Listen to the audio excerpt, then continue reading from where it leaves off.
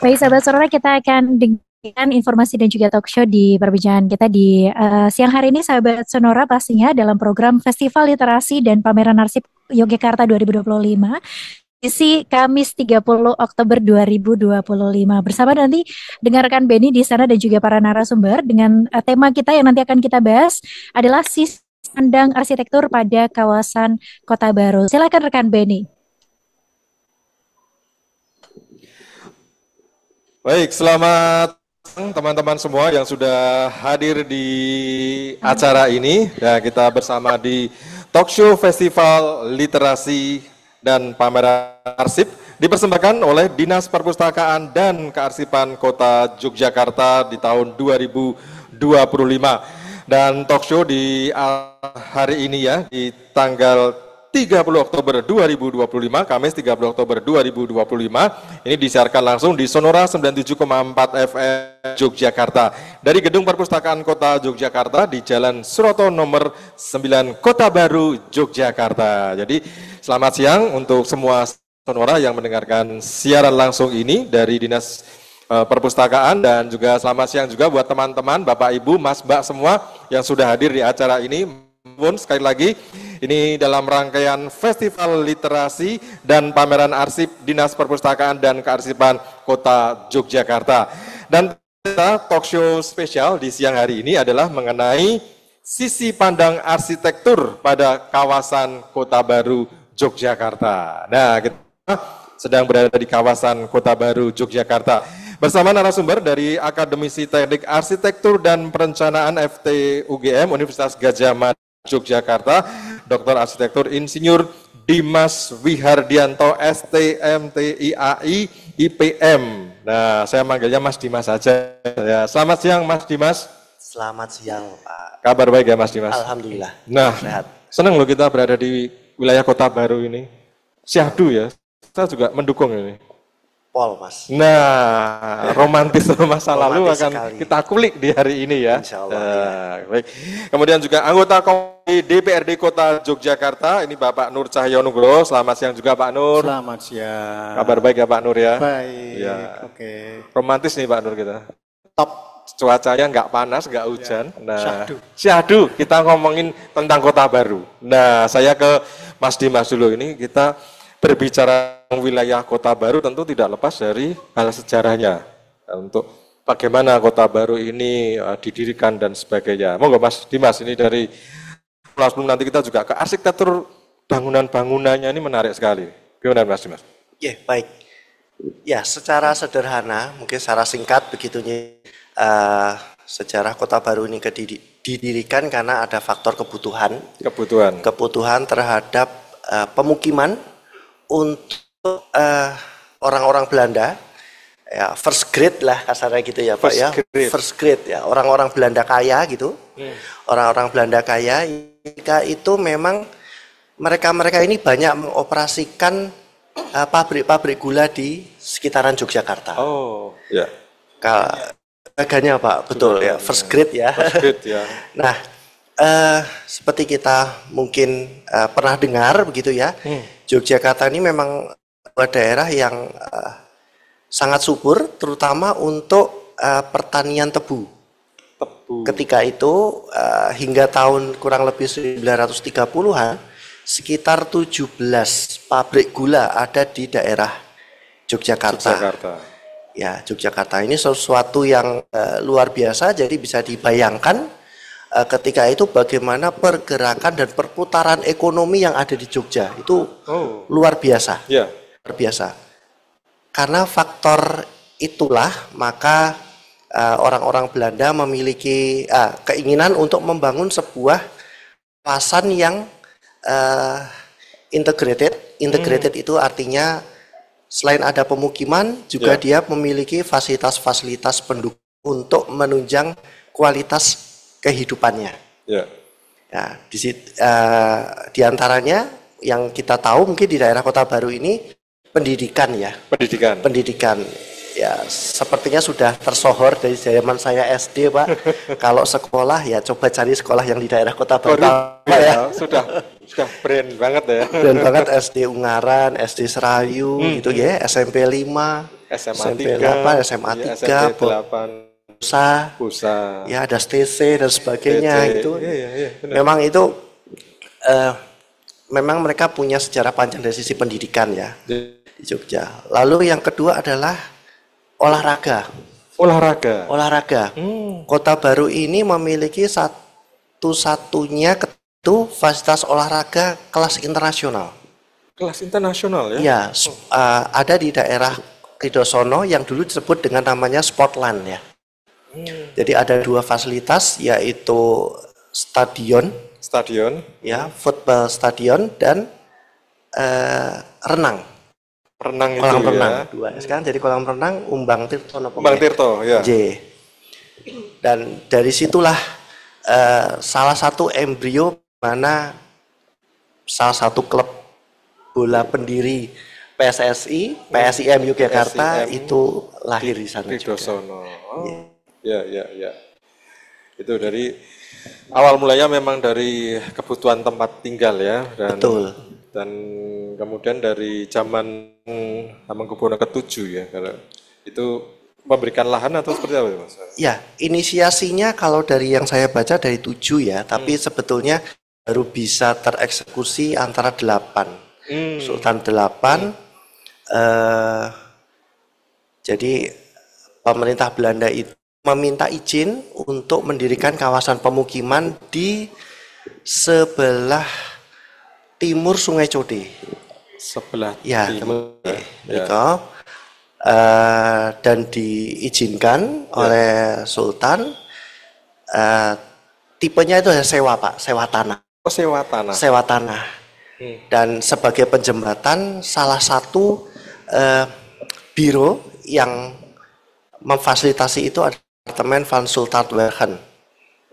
Departemen yang mengurusi proyek-proyek pembangunan Sultan. Ya. Tidak salah dulu kantornya ada di sebelah selatan dari Gedung Agung. Ya. Kurang lebih seperti itu Pak. Dan maaf, mungkin boleh saya tambahkan, Kota Baru ini merupakan kota taman nomor 2 di Indonesia. Kota taman. Ya, kota nomor taman 2, Garden ya? City. Oh, Garden Setelah City. Kota Baru, Kota Baru muncul, baru diikuti oleh beberapa inisiasi kota taman yang lain, seperti di Malang, seperti di Semarang, seperti di Surabaya, begitu. Iya. Jadi kita patut berbangga, kita punya sejarah yang luar biasa dan bisa kita bayangkan ketika itu sebagaimana eksklusivitasnya kota Yogyakarta gitu ya. Iya, yang di lain-lain belum ada Garden City, kita sudah punya lengkap ya, dengan fasilitas-fasilitasnya. Iya. Gitu. Itu ya. Nah, nanti kita ngobrol lagi bersama Mas Dimas. Pak Nur nih, pandangannya terhadap kawasan Kota Baru seperti nopo nih, Pak Nur? Oke, kalau kita bicara Kota Baru, ya. Kebetulan kalau saya tinggalnya di Kota Gede.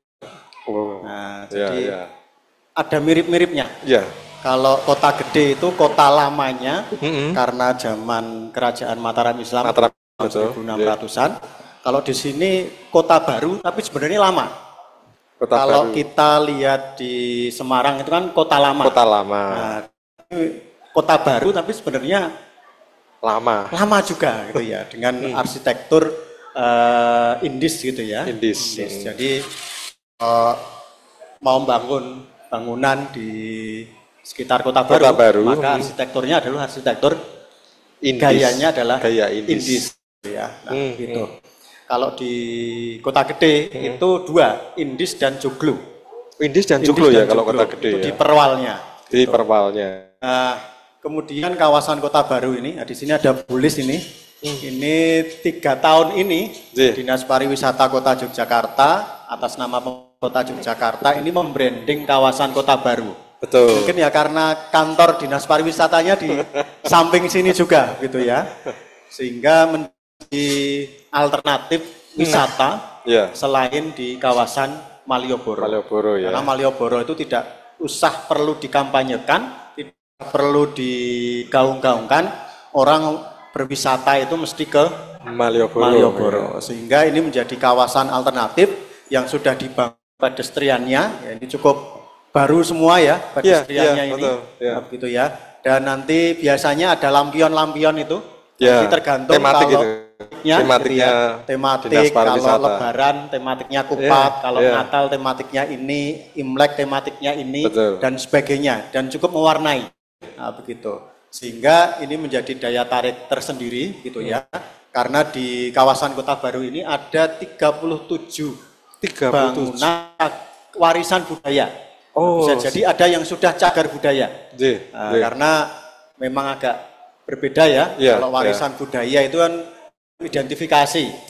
Tapi kalau sudah cagar budaya ini sudah di-SK-kan nanti ya. Tidak boleh merubah bentuk dan sebagainya. Mungkin dari Mas Dimas cukup mengerti. Sehingga dari 37 rumah ini perlu diupdate kembali. Mana kemudian rumah-rumah ini bisa dimanfaatkan untuk publik. Publiknya itu pun dua ya. Publik bisnis dan publik sebagai tempat wisata. Nah, kalau yang publik bisnis sudah banyak ya, kafe-kafe ini kan kita berada di beberapa kafe kan suasananya adalah suasana indis.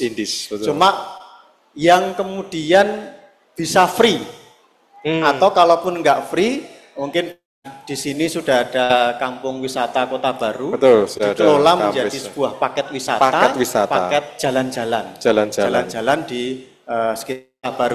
Tampaknya kemarin Dinas Pariwisata juga sudah membuat launching paket wisata yang ada di kawasan Kota Baru. Jangan sampai semua bangunan ini menjadi bangunan bisnis gitu ya, dengan kafe, dengan butik dan sebagainya kan banyak ya di sini Tapi juga ada yang kemudian masyarakat bisa melihat secara detail, oh ini ada bangunan dulu bekas apa gitu ya. Kalau di sini yang sudah ada kan Museum Sandi, Museum Sandi, kemudian sekolah-sekolah gitu ya.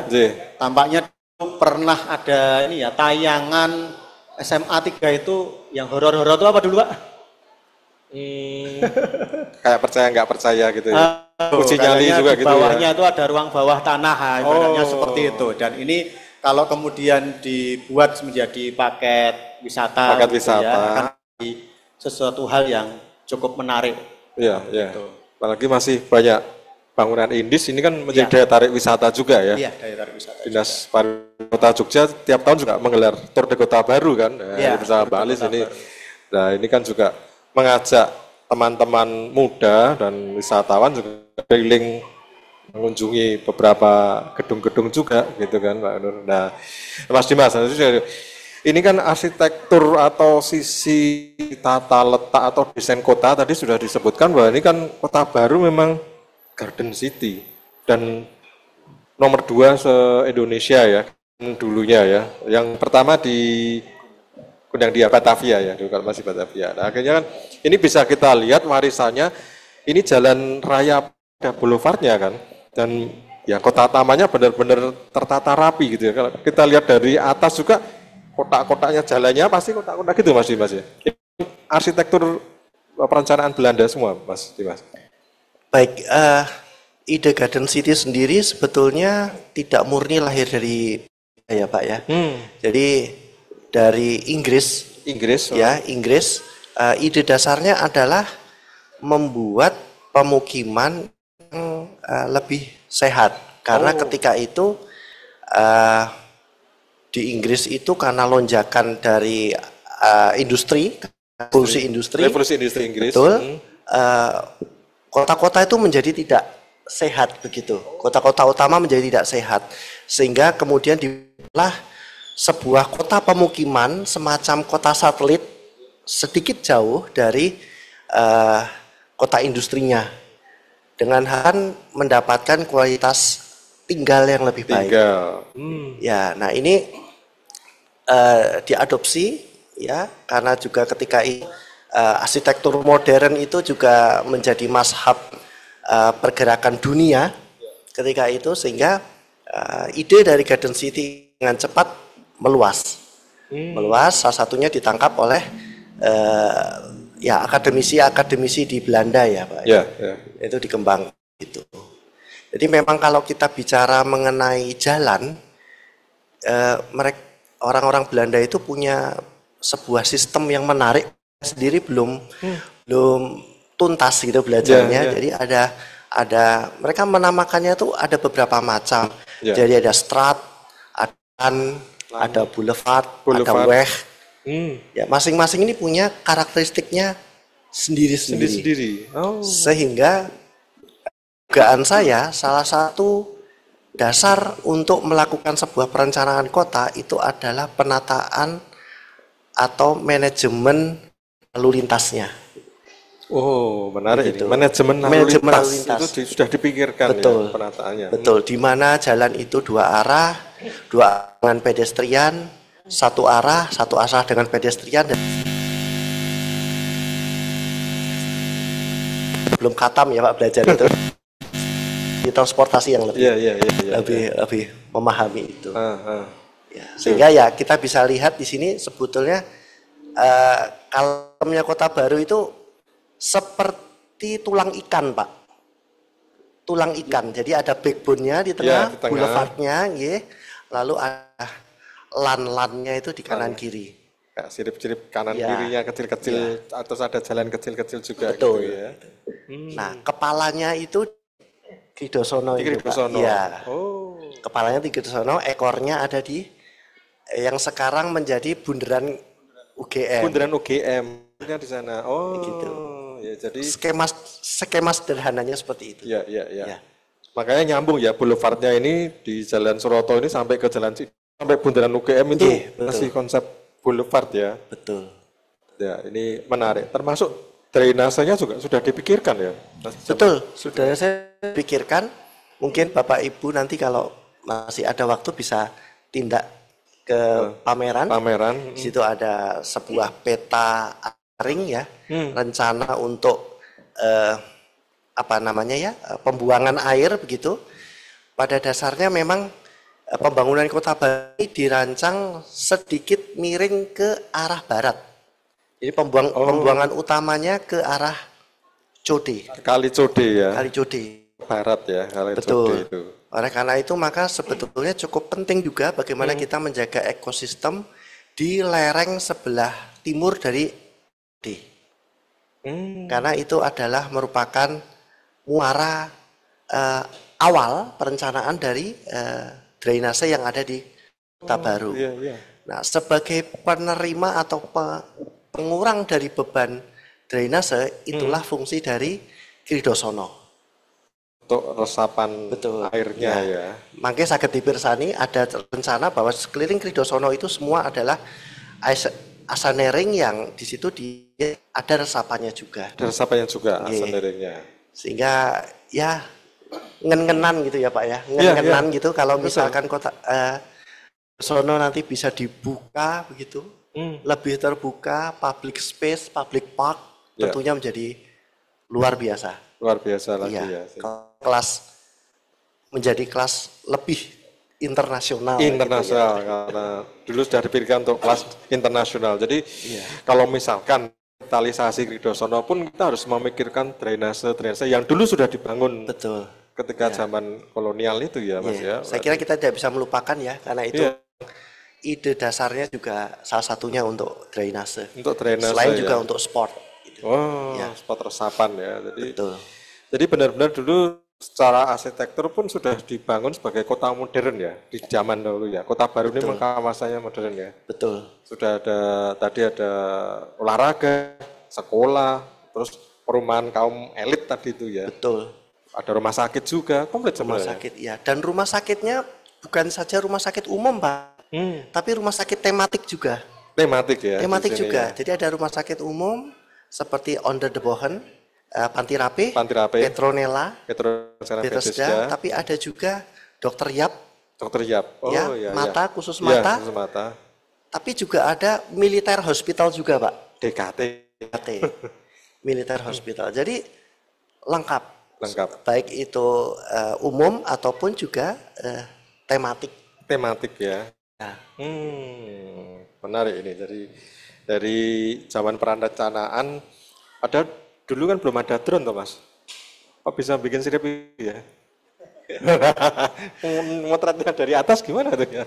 Ya, sebetulnya sirip ikan itu mungkin sebagai akibat dari salah satu prinsip dari kota taman itu adalah penggabungan antara model kota radial dan radial dan gradial. Yeah. Gradial atau grid itu digunakan agar semua orang bisa mencari satu tempat dengan cepat dan hemat. Wah, ini penting, cepat dan hemat cepat ya. Dan hemat. Aksesnya ini ya, akses jalannya ya. Seperti yang di Jogja ini kan kotak-kotak ya Pak ya. Kalau kotak-kotak jadi mau kemana itu mudah. Begitu salah satu ditutup aja Gresula gitu Pak ya. Wah, mubengnya itu harus muter. Nah, jadi demikian begitu. Tapi untuk radialnya itu sebetulnya menjadi salah satu konsep di mana pemusatan aktivitas dan pemusatan drainase juga Pak. Drainase itu juga penting ya, karena supaya menjaga kota baru ini tidak dilanda banjir. Seharusnya tidak pernah banjir Pak. Seharusnya tidak pernah Seharusnya ya, karena dari zaman dulu sudah diatur drainasenya sehingga bermuara ke Kali Code itu ya. Betul. Wah, ini menarik loh Pak Nur. Zaman dulu aja sudah memikirkan supaya kota nggak banjir Pak Nur. Nah, makanya kita sekarang jangan sampai banjir loh Pak Jogja. Ya, kita yang menjaga maksudnya. Aman. Gitu ya. Gimana Pak Nur terhadap konsep penataan di kota baru, sudah pola, rumah sakit dan tadi juga jalurnya dekat tapi cepat seperti itu kan efisien juga kan. Jadi mungkin sedikit menambah, mungkin di 2 tahun yang lalu ada launching buku sejarah PDAM. Sejarah PDAM. Jadi M. Tirta Marta ini airnya ini produknya air Jogja gitu ya. Air Jogja. Ternyata di tahun 1918 salah satu wilayah yang sudah teraliri PDAM. Kalau zaman dulu namanya apa ya? Itu adalah wilayah Kota Baru. Oh, Kota Baru. Salah satunya adalah wilayah Kota Baru. Karena ini sebagai pusat pemerintahan ya, dan juga yaitu juragan-juragannya Tebu tadi ya, orang kolonialnya begitu ya, sehingga tempat sini di Kota Baru ini, kawasan Kota Baru teraliri jaringan pipa air minum. Pipa air minum ya. Oh, gitu. Menarik ini ya. Ini tahun 1918. Jadi itu salah satu sejarah awalnya berdirinya PDAM. Jadi cukup luar biasa. Jadi permasalahan pipanya itu masih pipa lama atau sudah baru? Nah, yaitu yang sekarang ya, yang zaman now ini ya. Memang sebagian besar dari pipa-pipa PDAM ini kan memang masih pipa yang cukup lama. Gitu ya. Untuk merevitalisasi juga perlu dana yang cukup besar. Sehingga ini teman-teman Mas Dimas dan sebagainya ini di kampus arsitek lah minimal bisa ya ini memetakan kembali gedung-gedung yang ada di kawasan Kota Baru ini, terutama yang sudah menjadi warisan budaya ini. Tipenya mungkin apa aja gitu Pak, tipenya apa saja, kemudian mana yang kemudian bisa kita optimalisasi gitu sebagai bentuk pembelajaran kepada masyarakat, kepada warga Kota Yogyakarta. Oh ini ada bangunan-bangunan indis di kawasan Kota Baru. Kota Baru, ya benar Pak Nur. Itu saya jadi ingat di belakang DKT itu ada toren air. Ya. Dan masih ada keran kalau sekarang rumahnya Pak RT sih, itu masih ada. Oh ternyata itu dulu sudah dibangun oleh zaman Belanda ya, pipa-pipa untuk air minum ini ya. Jadi wah, ini harus kita lestarikan. Nah, Mas Dimas tadi sudah disinggung bangunan. Nah, kalau dari sisi arsitektur, apakah ada ciri khusus di wilayah kota ini dari bangunan-bangunannya? Karena apalagi tadi Garden City nomor 2 di Indonesia itu, apakah memang dari pembangunan itu sudah ini kayaknya rumahnya ini deh harus gambarnya kayak gini gitu kan? Kan kita lihat mungkin kok ini hampir sama sih jajan-jajan. Gimana nih Mas Dimas? Ya baik. Untuk Garden City sendiri sebetulnya dia tidak masuk ke arah bangunannya ya Pak. Tidak masuk bangunannya. Ya, jadi lebih kepada infrastruktur kawasannya dan persiapan letak-letak atau persil-persil rumah tinggalnya itu di sebelah mana begitu. Ya. Nah, sedangkan untuk arsitekturnya sendiri di rumah tinggal yang ada di kawasan Kota Baru, ini cukup beragam memang.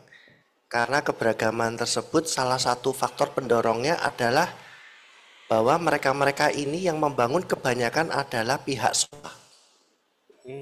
Jadi pihak swasta. Ya. Kalau swasta itu kan diantara mereka itu kadang persaingan ya Pak ya. Ya sehingga itulah yang menyebabkan arsitektur di kawasan Kota Baru ini menjadi sangat beragam. Kompetitif gitu ya? Ya, berbeda dengan yang ada di Sagan misalnya salah satu contohnya. Oh. Sagan. Kalau Sagan itu untuk satu kawasan khusus untuk Amtenar. Amtenar itu pegawai pemerintahan. Pegawai pemerintahan. Ya, karena dia statusnya pegawai pemerintahan, maka tentunya dia akan lebih seragam. Lebih akan seragam gitu. Karena identitas pribadinya tidak muncul. Identitasnya kan ada identitas lembaga. Ya. Tapi kalau di Kota Baru ini sangat variatif, Pak. Ya. Jadi ada beberapa persil yang memang dihuni oleh atau dimiliki oleh perseorangan. Sehingga arsitekturnya beragam, berbagai macam. Tapi ada juga beberapa persil itu yang dimiliki oleh satu institusi. Sehingga sering kita lihat pada beberapa ruas jalan di Kota Baru ini kok agak serupa ya, tapi hanya di ruas jalan ini saja. Beda ruas jalan beda lagi. Gitu. Contoh mungkin yang dekat dari sini yang ada di utaranya SMA 3. Willisland. Ya, sekarang jalan apa ya? Saya agak lupa. Itu satu jalan kan kalau kita menghadap ke arah Nyun Sewu berarti menghadap ke arah utara. Itu bentuk bangunannya relatif sama. Hampir. Nah, itu adalah deretan rumah-rumah dinas untuk para kepala sekolah dan guru-guru senior yang mengajar di AMSB. Ya, AMSB. Ya. Kalau untuk ciri khasnya, Pak. Nah, ciri khas dari arsitektur yang ada di Kota Baru sebetulnya ini merujuk pada arsitektur Indis. Indis. Di mana Indis itu adalah merupakan sintesa gabungan antara arsitektur Belanda yang sangat fungsionalis dan juga teknologis gitu ya, pakai teknologi baru. Dia kawin prinsip-prinsip arsitektur lokal yang sudah terbukti dia ramah terhadap lingkungan dan klimatologinya. Sudah ada. Jadi salah satu yang cukup penting sebetulnya dari Kota Baru ini adalah keberadaan teras, Pak. Teras. Rumah-rumah di Kota Baru ini hampir semuanya pasti memiliki teras terbuka. Pada awalnya teras terbuka. Terbuka. Hanya karena kemudian berpindah kepemilikan menjadi orang lokal. Sense-nya kan berbeda, Pak. Kalau orang lokal itu kan wah ini ngablah-ablah gitu ya bahasa Indonesianya, bahasa Jawanya ngablah-ngablah itu kan kok nggak secure gitu ya, nggak aman itu. Teras-teras itu kemudian sekarang ditambahi dinding sehingga tertutup. Tapi pada dasarnya dia terbuka. Terasnya terbuka ya. Nah, ini kebiasaan juga dari orang-orang Belanda, Pak. Kalau nerima tamu nggak boleh masuk rumah. Nggak boleh masuk rumah. Ya, privacy buat mereka. Di teras saja ya, jadi. Atau kalau bisa Pak, nerima tamu tuh nggak boleh di rumah. Di kantor. Di kantor. Betul. Nah kalau sekarang terima tamu kita di kafe, ketemunya di Kota Baru di kafe-kafe. Oleh karena itu maka teras-teras yang ada di rumah-rumah baru ini biasanya teras terbuka, orang yang berkunjung sana pasti sudah saling kenal. Kuncinya itu pasti ya, sudah gitu. Kenal ya. Jadi. Ya, ini kan berubah kebiasaan karena pemiliknya pun bergeser. Bergeser ya. Ya. Lalu satu lagi Pak yang sebetulnya sangat penting Kota Baru itu adalah KDB-nya rendah Pak. Oh, KDB-nya di Kota Baru itu rendah. Jadi dalam penelitian saya kebetulan KDB di Kota Baru itu persil rumah itu tidak pernah lebih dari 30% Pak. Tidak lebih rata-rata dari 30 sampai 35%. Wah, gitu ya. Dan tipikal rumahnya pasti membedakan antara masa untuk bangunan inti dan masa untuk pendukung. Jadi untuk rumah inti itu ya hanya kamar tidur, kemudian teras itu ya. Teras. Depan, teras belakang. Teras belakang. Kadang-kadang teras belakang itu untuk juga makan, gitu. Dan ruang tengah untuk bersama. Selebihnya dapur, gudang dan sebagainya itu di masa bangunan yang berbeda di sebelah belakang. Di sebelah belakang ya, tidak di depan ya. Ini salah satu cara juga. Ketika itu kan belum banyak kulkas ya Pak ya. Iya. Lemari es itu belum banyak. Jadi pengawetannya itu lebih banyak pakai rempah. Pengawetan pakai rempah-rempah. Ya? Oh, rempah-rempah. Nah sehingga ruang-ruang yang lembab itu dijadikan satu, pinggirkan di belakang supaya kelembaban yang muncul dan itu bisa menimbulkan kekotoran dia tidak mengkontaminasi bangunan utama yang ada di tengah ini ya. Jadi memang dia di belakang yang lembab untuk penyimpanan dan dengan rempah-rempah itu ya. Betul. Jadi beberapa ciri khas ya dari rumah-rumah di Kota Baru. Nah sekarang ini memang sudah banyak berubah. Banyak berubah ya. Terutama mengenai pola masa, ya, Pak ya. Dan juga kepadatan yang mungkin semakin padat. Nah ini juga nanti perlu regulasi ya saya kira untuk bisa mengatur itu. Betul. Baik. Dan kalaupun tadi sudah ada terasnya terbuka, ini kan masih kita lihat halamannya kan masih luas-luas Mas. Betul. Itu juga termasuk ciri khas juga atau ketentuan dulu zaman dulu ya. Pokoknya harus ada halaman untuk taman kemudian teras segala gitu. Betul Pak. Taman itu merupakan salah satu tetenger gitu Pak ya. Tetenger yang bisa tengarai begitu bahwa yang punya rumah ini pasti status sosialnya tinggi Pak. Oh gitu juga. Ya. Ini mengacu pada kebiasaan orang-orang Belanda di Nederland sana Pak. Di Nederland. Ya, orang-orang Belanda yang kelas menengah, kelas bawah itu tinggalnya pasti flat Pak. Flat ya, tinggi. Ini kan mereka nggak punya halaman. Nggak punya halaman. Tapi kalau orang yang sudah berduit begitu Pak ya, itu pasti dia cari rumah agak sedikit keluar dari kota supaya dia punya halaman. Jadi itu sebuah kemewahan untuk mereka. Stratanya sudah jelas ya. Betul Pak. Kelas sosialnya sudah nampak nih Pak. Betul. Kalau punya halaman, wah itu tadi KW1. KW1 gitu. Premium. Kurang lebih seperti itu Pak dari apa yang saya. Nah, ini menarik loh Pak Nur. Jadi pun menjadi tanda ciri strata sosial Pak Nur. Itu sekarang pun juga masih terlihat ya Pak Nur ya. Jadi sekarang itu warga kota, jadi warga kota Yogyakarta mungkin rumahnya kecil-kecil ya. Kemudian dibagi waris, tambah kecil lagi. Akhirnya beli tanahnya di Bantul gitu ya, di kawasan pinggiran, biar dapat tanah yang lebih luas. Nah, begitu. Ini kendala ada di kota Yogyakarta. Belum kemarin juga ada revitalisasi Beteng Keraton itu kan, juga warga kota yang terdampak.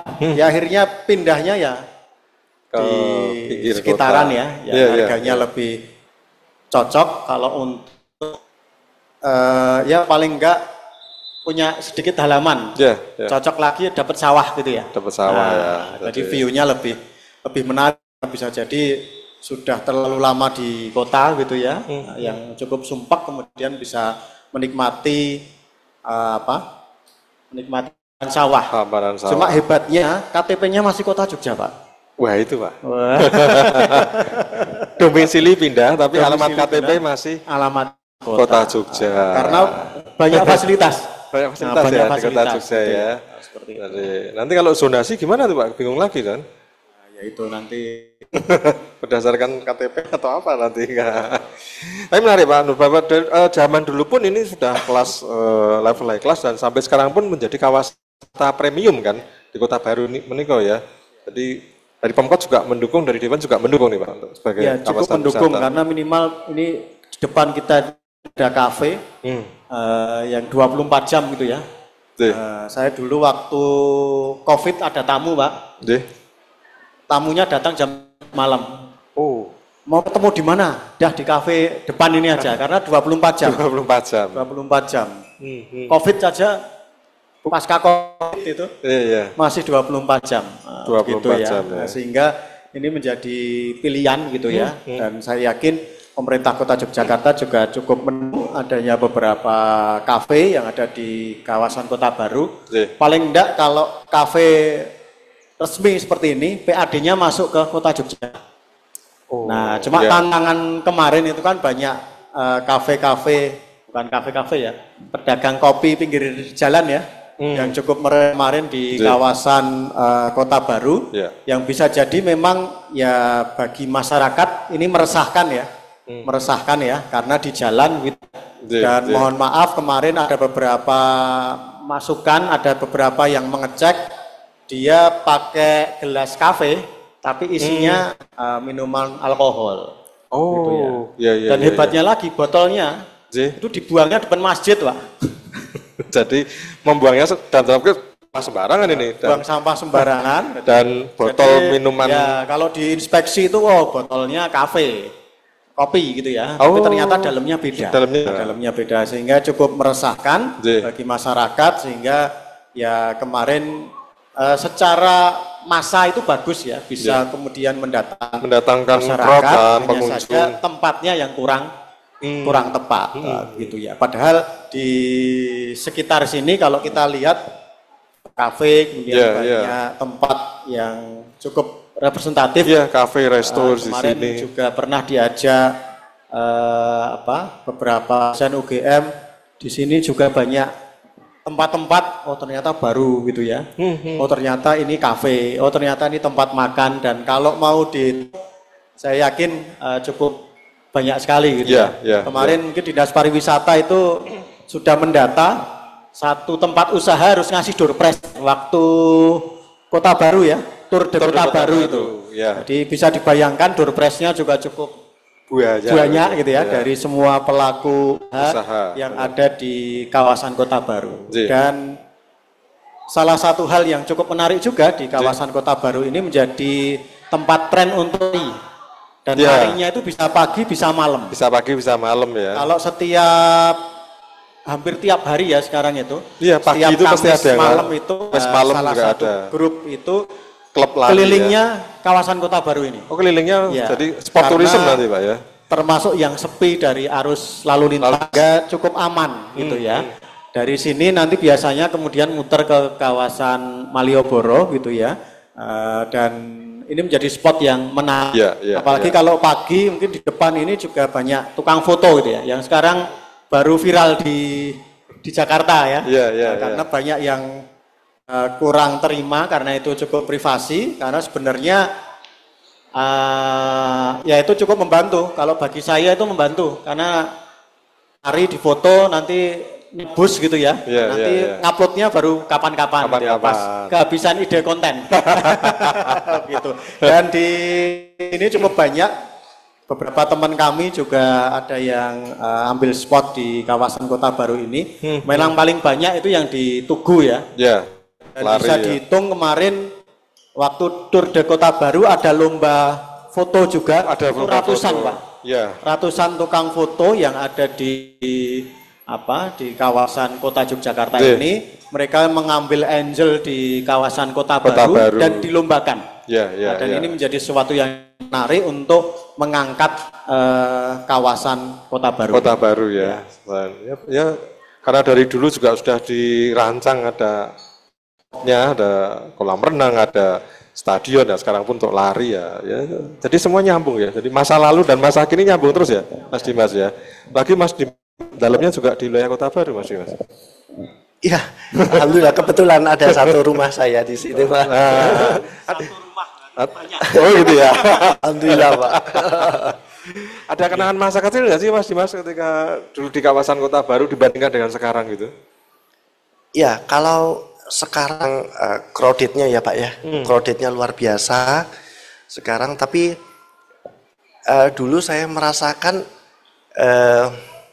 apa ya, enak ya. Dari dulu sampai sekarang saya masih merasakan masih enak jalan-jalan di Kota Baru itu masih enak. Begitu, hanya memang mungkin adanya sekarang saya tidak akan ngajari anak saya naik sepeda di sini, Pak. Oh iya, wajar. Bahaya. Kalau dulu saya belajar sepeda di sini, Pak. Di sini masih bisa Iya. ya. Sekarang Iya. udah Nah, itu. Jadi sampai sekarang memori saya tentang Kota Baru itu masih berkisar tentang teduh, sejuk, sejuk, nyaman, Pak. teduh, sejuk, nyaman ya. Ya, Ya, ini ya. merupakan salah satu apa ya? Menurut saya ya dulu arsitek-arsiteknya itu ya betul-betul menerapkan itu sehingga sampai sekarang pun kita juga masih bisa Merasakan ya, menikmati. Iya. Ya, itu menarik ya. Baik teman-teman dan sahabat Sonora, kita masih di acara talk show. Ini talk show Festival Literasi dan Pameran Arsip yang dipersembahkan oleh Dinas Perpustakaan dan Kearsipan Kota Yogyakarta di tahun 2025. Dan talk show ini juga disiarkan langsung di Sonora FM Yogyakarta dari Gedung Perpustakaan Kota Yogyakarta di Jalan Suroto nomor 9 Kota Baru Yogyakarta.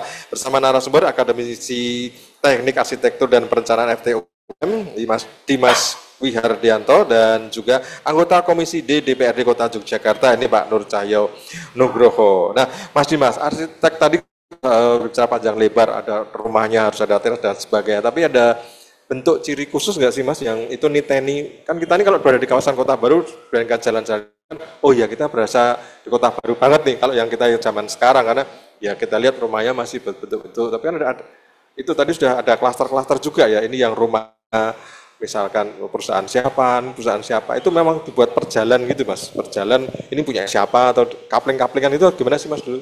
Penataan arsitektur. Ya, sepanjang yang saya pelajari begitu Pak, ya biasanya pabrik-pabrik itu ngambil kapling begitu itu biasanya memang cenderung akan berderet ya Pak ya. Berderet ya. Berderet. Ini tentunya menurut saya tidak lepas faktor keamanan ya. Faktor keamanan. Faktor keamanan sehingga kalau berderet kan istilahnya pengawasannya menjadi lebih mudah. Mudah ya. Mudah. Satu. Dan pembangunannya pun juga akan menjadi lebih hemat. Hemat. Karena kita juga bisa lihat beberapa rumah yang tipikal itu juga mempunyai desain couple, Pak. Oh. Couple. Iya. Ya, couple. Jadi bolak-balik itu ya desainnya, Bolak-balik. begitu Iya, desainnya. iya. Tentunya kalau mereka pilih menjadi satu persil berderet itu akan lebih membuat lebih terjangkau ya dari sisi pembangunannya. Iya. Dari biaya pembangunannya. Dari sisi cost juga Ya. lebih efisien ya. Betul. Ya, itu. Dan itu memang ciri khasnya juga lebar dan tinggi gitu. Betul. Mas. Ya, sebetulnya ciri-ciri bangunan indis yang ada di Kota Baru ini lebih menyerupai bangunan-bangunan indis yang muncul setelah revolusi industri, Pak. Setelah Ya, revolusi industri di mana bentuknya itu lebih sederhana, lebih fungsional, banyak ornamen hiasnya, begitu. Lebih terbuka juga. Ya, ini satu dan lain hal disebabkan oleh banyak hal ya. Salah satunya memang Kota Baru ini didirikan hampir semasa dengan krisis ekonomi dunia yang cukup besar. Tahun 1900 awal ya Pak ya. Sehingga di situ punya pemerintah kolonial Belanda menjadi lebih berhitung agar pembangunannya itu lebih bisa istilahnya kalau yang dulu membangun hanya bisa dapat 2 rumah, sekarang bisa bangun untuk 4 rumah begitu Pak ya. Gitu. Karena kebutuhan pemukimannya pun juga semakin banyak. Semakin banyak. Ya, sehingga mereka mengefisienkan dan di kota ini sudah terkena peraturan pemukiman oleh BOW, Pak. BOW sebuah departemen pekerjaan umum pada era pemerintahan kolonial Belanda. Ya, di mana BOW membuat sebuah standar ada 12 tipe rumah tinggal untuk orang-orang Belanda. 12 tipe rumah tinggal, ya. Yang menariknya, yang hebatnya, 12 tipe rumah tinggal tersebut itu dihitung sangat rinci, Pak. Sampai biaya pembangunan dan sebagainya, sehingga itu akan disesuaikan dengan kelas karyawan apa yang boleh atau yang bisa menyewa di sana. Menyewa di situ. Ya. Sehingga betul-betul dihitung berdasarkan kemampuan sewa. Kemampuan sewa ya. Kemampuan sewa masyarakat warga itu. Belanda zamannya ya. Menarik. Dan ini menjadi masukan ke pemerintah kolonial Belanda, dan ini nanti juga digunakan membuka pemukiman-pemukiman yang lain, Pak. Pemukiman baru di tempat lain gitu ya. Sehingga sistem, sebuah sistem yang berjalan begitu. Iya. Kayak APBN-nya Belanda zaman dulu ya. Betul. Jadi nerima dari masyarakat, tapi digunakan untuk membangun di tempat lain juga ya. Dan karena memang aspek fungsi yang mereka sangat ketat terhadap kenyamanan, Pak. Kenyamanan itu. Tentunya kalau kita lihat semua bangunan rumah tinggal di Kota Baru, pasti atapnya itu miring. Tidak ada atap yang datar. Oh gitu ya. Seharusnya demikian. Iya. Karena ini mempercepat untuk drainase, Pak. Drainase air ini ya. Wah itu ya. Sudutnya itu tidak lebih dan tidak kurang dari 35 derajat. Bangunan utama dia pasti terletak di sebelah tengah. Dengan jendela di kanan dan kiri dan satu garis. Oh, iya. Ini menariknya bahwa mereka itu sudah betul-betul menjaga, mengatur supaya angin yang masuk bangunan itu tidak mentok, Pak. Jadi nggak nabrak dinding. Ya. Tapi jadi dia bisa loss gitu ya. Sirkulasi udaranya bagus. Ya. Kenapa demikian? Karena musuh orang-orang Belanda itu adalah kelembaban, Pak. Sehingga bangunan itu dibuat supaya tidak lembab. Itu. Karena mereka terbiasa tinggal di Eropa yang kering. Ya, padahal di kita kan tropis ya iklimnya ya. Ada musim penghujan, ada musim panas, sehingga ada kelembapan udara. Sehingga kenapa jendelanya besar-besar, satu garis, ya itu lebih memaksimalkan, menjamin supaya angin yang masuk itu tidak mentok. Tidak mentok ya. Ya. Nah uniknya, Pak, maaf saya sedikit tambah. Desain rumah ini hanya ada di Indonesia dan hanya untuk orang-orang Belanda yang di Indonesia. Oh, di sana nggak ada? Di sana nggak ada, Pak. Kalau di sana di Belanda jendela itu malah tidak boleh berhadap-hadapan, Pak. Oh. Dia harus mentok dinding. Ya, supaya panas yang masuk ke dalam bangunan tidak cepat hilang. Justru untuk menyerap panasnya ya. Iya. Nah ini juga sebuah good story gitu ya, yang kita bisa ambil bahwasanya ya dimanapun kita mau merancang ya sebaiknya kita harus paham terlebih dahulu konteks lokasinya. Berarti, konteks iklimnya apa begitu. Ya, berarti kalau bahasanya sekarang kita kearifan lokalnya terjaga ya. Ya. Pak Nur, kearifan lokal terjaga. Kita lihat banyak sekali warisan bangunan Belanda di sekitar Kota Baru ini. Nah, kemudian bagaimana juga dari pemerintah, dari Dewan juga menjaga regulasinya supaya ini ya dipertahankan lah, minimal physically itu seperti apa, Pak Nur? Ya, jadi di Jogja ini sudah ada perda terkait tata ruang termasuk tata bangunan, dan juga itu di Kota Yogyakarta juga sudah ada perwal terkait bangunan yang ada di kawasan Kota Yogyakarta. Salah satunya adalah di Kota Baru ini, ketika ada bangunan baru, maka arsitekturnya adalah indis, termasuk ini ya. Ini gedung perpustakaannya kan baru diresmikan 11 Februari tahun 2025. Yang ini baru kemarin yang cukup lama perizinannya juga kantor OJK itu.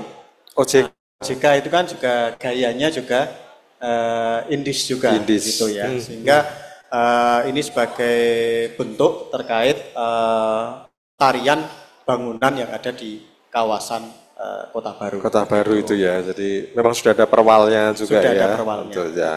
Jadi diharapkan masyarakat kalau misalkan mau bangun atau mau renov ini juga konsultasi ya. Iya, sudah ada konsultasinya. Ya. Nah, sehingga juga, wah ini mau diapain nih? Bingung juga ya. Ya. Padahal zaman dulu sejarahnya ini bangun rumah sudah ditata ya. Belanda tadi termasuk sirkulasi udara, pintu sampai jangan sampai sumuk dan sebagainya karena belum ada. Itu dia. Ya. Monggo silakan teman-teman yang hadir di sini, Mas, Mbak, Bapak Ibu, monggo kalau ada pertanyaan boleh langsung ke Mas Dimas atau ke Pak Nur.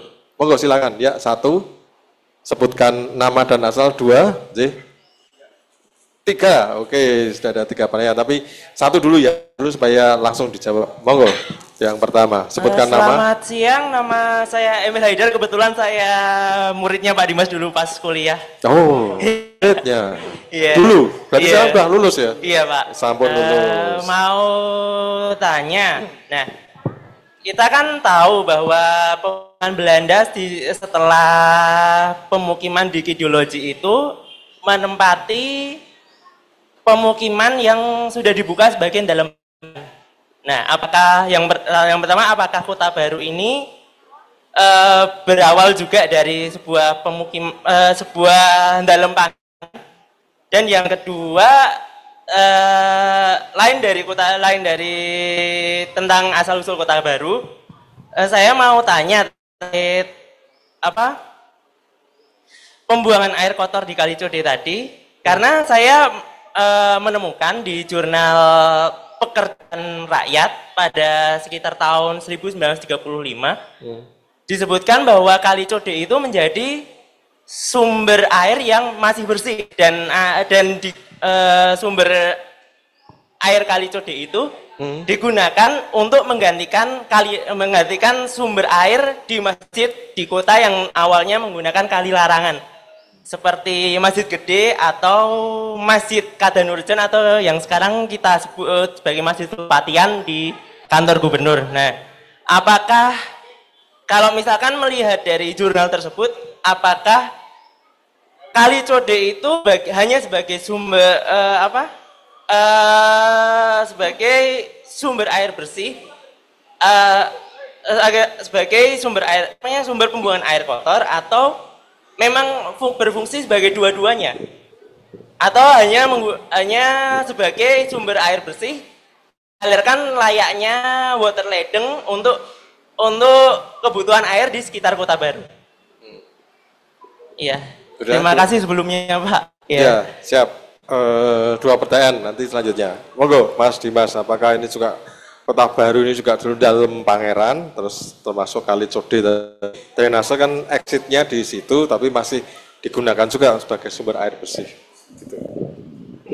Baik, terima kasih Mas Haidar, Mas pertanyaannya.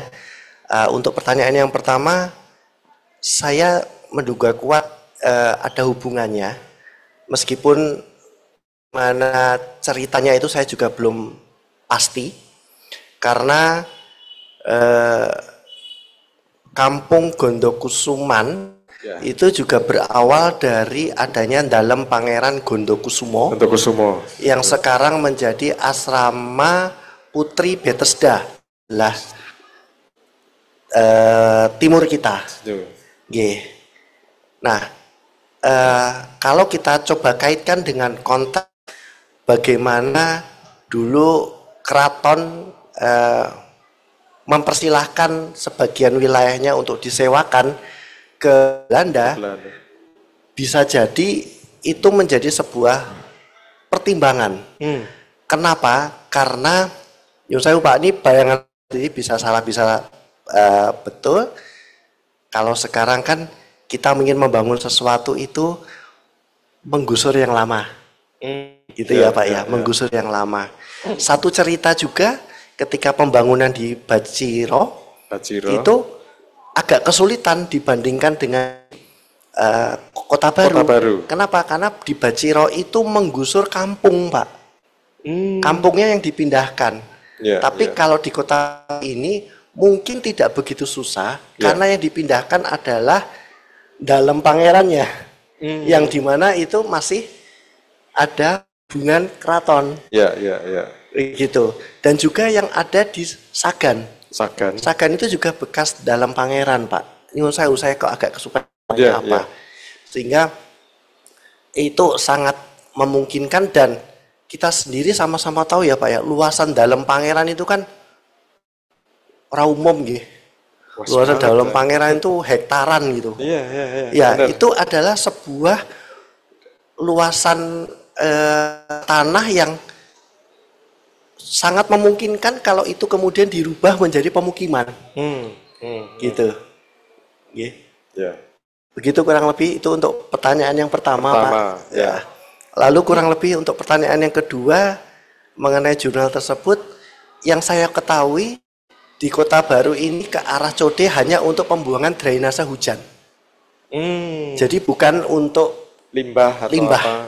Sehingga asumsi kalau drainase hujan yang itu dilempar ke Kali Code, tentunya dia ya istilahnya kotornya dia masih grey water gitu ya Pak ya. Masih bisa sebagai air baku begitu.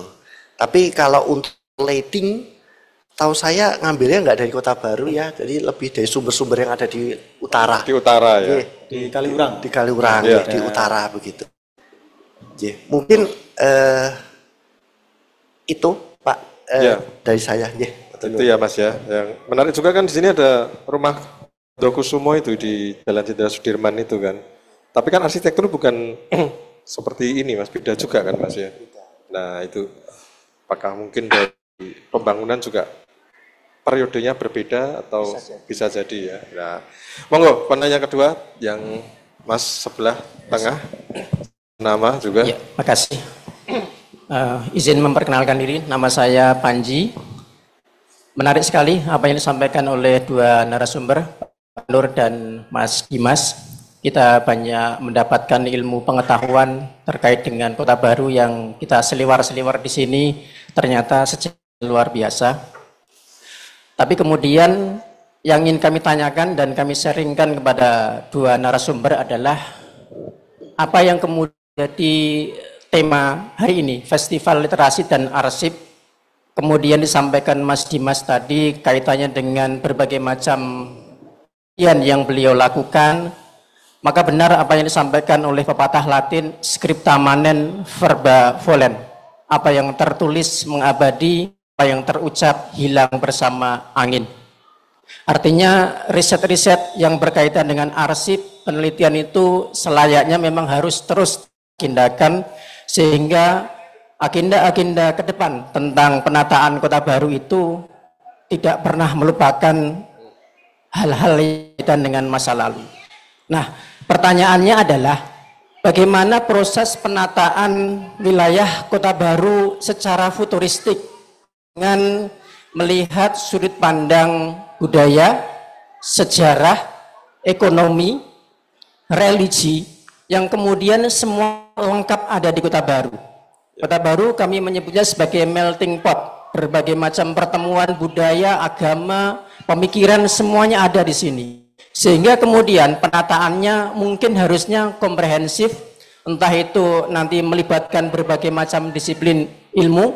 Nah, dari apa yang disampaikan Mas Dimas tadi, mungkin apa yang kemudian harus kita persiapkan untuk menata Kota Baru yang lebih inklusi, berbudaya, sekaligus futuristik. Jika orang-orang Belanda dulu membangun Kota Baru bisa bertahan sampai ratusan tahun, tentunya kita sebagai bangsa yang hidup di negeri kita sendiri, menikmati negeri kita sendiri harusnya lebih dari beratus-ratus tahun. Terima kasih. Terima kasih Mas Panji. Monggo Mas Dimas, ini penataan kota baru masa depan ini gimana sih Mas, tanpa meninggalkan masa lalu yang memang sudah ya keren lah dalam membangun mengawalinya. Gimana Mas Dimas? Terima kasih Pak Panji atas pertanyaannya. Ini sebuah pertanyaan yang komprehensif begitu ya. Karena satu hal yang tidak bisa kita hindari itu adalah kebutuhan ekonomi, Pak. Kebutuhan ekonomi. Artinya kota baru ini dia diam saja itu harganya semaik. Ya, harga tanah di kota baru itu dengan sendirinya sesuai dengan mekanisme pasar dia akan naik luar biasa. Artinya sangat mungkin sekali yang dahulu menjadi kawasan pemukiman tidak lagi menjadi kawasan pemukiman. Karena apa? Karena ya untuk menjaganya diperlukan biaya yang cukup besar dan itu tidak mungkin bisa dipenuhi kalau dia tidak beralih fungsi.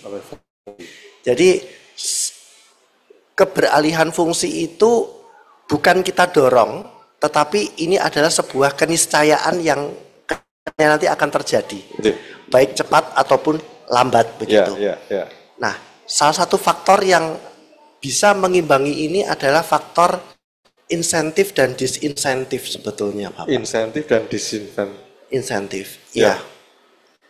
Nah, tentunya ini memang perlu beberapa terowongan birokrasi ya, Pak ya. Bagaimana misalkan izin mungkin kalau saya cerita di sini juga beberapa tetangga saya dulu, Pak, itu males Pak kalau membayar pajak. PBB. Males, iya. Selain semakin tinggi, kalau minta insentif pengurangan itu harus mulai dari nol terus tiap tahun, Pak. Mengulang terus. Itu malesi gitu ya, Pak ya. Megai kalau Bang Jawa bilang. Megai sehingga lama kelamaan ya udah lebih praktis buat saya tak jual aja. Begitu. Tak jual aja. Apalagi nanti ketika Bapak Ibu punya anak, anaknya sudah berkarir di luar kota. Luar kota. Ini kan tentunya sudah tidak ada yang melanjutkan. Ini ya. Bapak Ibu tentunya kalau udah pensiun kurang tuh kan, Pak ya. Nah, pasti nanti akan berpindah. Kan di kota baru ini Pak, di Pogung aja juga demikian. Yang dulu dimiliki Bapak Ibu dosen UGM, sekarang anaknya sudah mentas, punya karir tempat lain. Mereka lebih ya wes aku tak melu anakku wae, iki tak dol wae dadi kosan. Gitu kan. Jadi kebutuhan praktis ini yang harapan saya juga bisa ditangkap oleh para pemangku kepentingan, sehingga kita tidak bicara teoritis saja, tapi juga di lapangan. Lapangan ini ya. Nah, harapan saya ke depannya, sekarang kita juga punya perangkat yang namanya Dewan Warisan Budaya dan Dewan Kebudayaan. Mereka ini harapan saya bisa mendapatkan support yang luar biasa karena memang untuk mengawal sebuah kawasan heritage itu memang kita harus melihatnya case by case. Tidak bisa melihatnya satu penggal jalan. Ini saja, ini nggak bisa. Jadi memang harus case by case. Dan itu memang costly. Dan itu memang mahal. Jadi harapan saya itu tetap ada dan usul ini mungkin setahu saya beberapa persil tanah di Kota Baru ini juga masih dimiliki oleh keraton secara tanahnya. Siapa tahu nanti ke depannya itu bisa diakuisisi dengan dana keistimewaan, itu bisa dikembalikan atau dirancang ulang sesuai dengan maknanya untuk kepentingan umum yang lebih manfaat ya, lebih luas ya, kepentingannya lebih luas ya. Dan mungkin dari saya yang paling penting untuk masa depan Kota Baru ini adalah transport management. Karena sekarang Kota Baru itu menjadi urat nadi orang Sleman ke kota, Pak. Betul. Orang Sleman kota. Iya. Jadi semua kendaraan lewat sini. Iya. Kalau pagi padat nih, nanti jam 3 sampai maghrib Surat-surat. Betul. Itu berarti beban, Pak. Beban. Dan berarti beban parkir juga. Beban parkir. Yes. Nah, ini yang perlu di manage ya. Sesuai dengan, pasti ada ahlinya nanti manajemen transportasi, supaya kawasan Kota Baru tidak overload. Tidak overload juga ya. Karena kalau overload lama-kelamaan pun juga tidak terlihat signifikansinya seperti apa. Mungkin benar. Itu dari saya, Pak. Apalagi transportasi penting juga. Ini lalu lintas padat kan juga polusi juga. Apalagi kalau Malioboro tidak boleh dikelilingan, tidak boleh langsung, itu pasti diputarkan lewat Kota Baru Ridosono ya Pak Nur ya. Kalau lagi musim-musim liburan panjang. Ya, monggo tadi depan ya. Silakan pertanyaannya, Mas.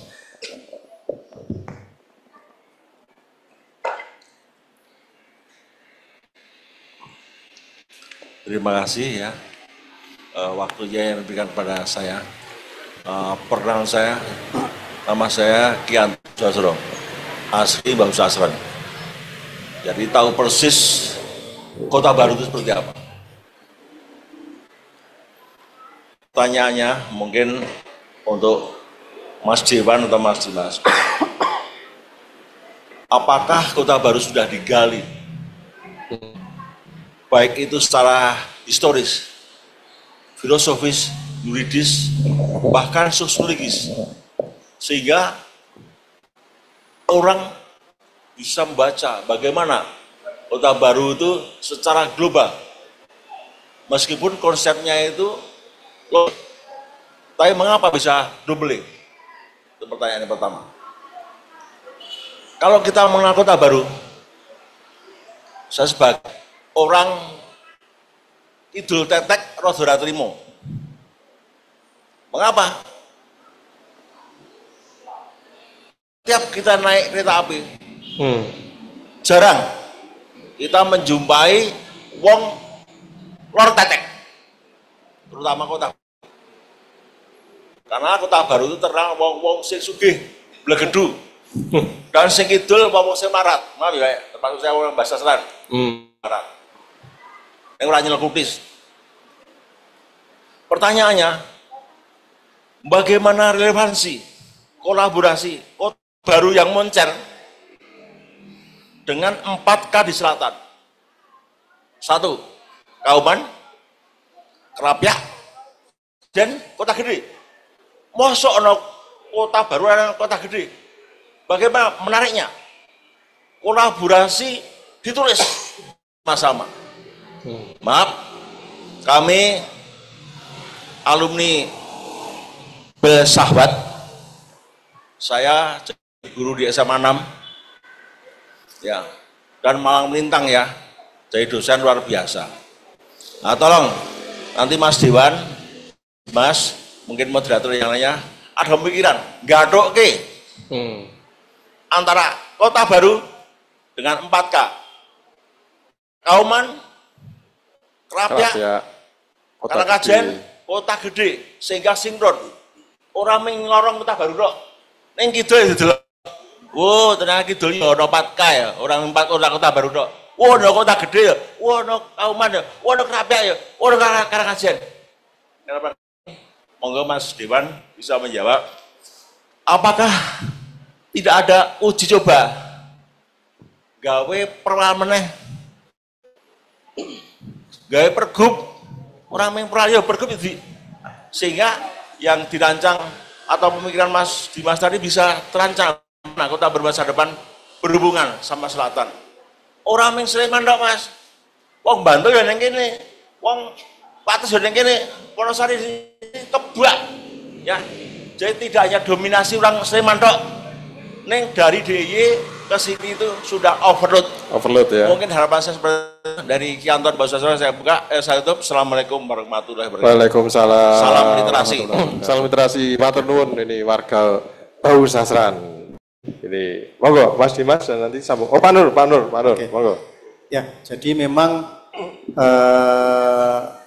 di Kota Yogyakarta ini sudah ada beberapa kawasan ya, kawasan cagar budaya Kota Baru, kemudian Keraton, Kota Gede, Pakualaman ya.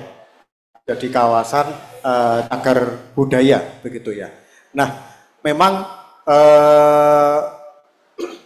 beberapa kawasan ini sebelum adalah ada kawasan Malioboro yang seperti tadi di awal kami ungkapkan bahwa tidak perlu dikomersialisasikan, orang pasti sudah ke Malioboro.